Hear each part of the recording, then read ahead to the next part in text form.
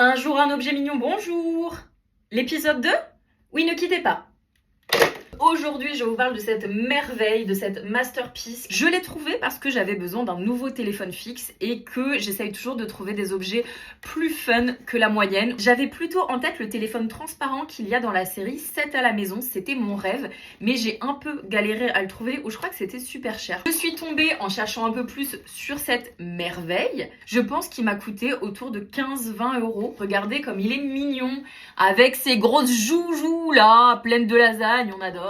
Il était plutôt en bon état. Alors, il a eu quelques rayures là, on va dire sur le dos, sur la partie qui était toujours saisie, mais le reste, il est impeccable. Quand on décroche, hop là, il se réveille. Il a une sonnerie absolument dégueulasse qui m'a valu pas mal de crises cardiaques. À part ça, je n'ai rien à dire parce qu'en plus, il est doté d'un fil extra long qui fait que vous pouvez appeler et en même temps aller cuire un œuf dans la pièce d'à côté si, comme moi, vous vivez dans un studio parisien de 25 mètres carrés.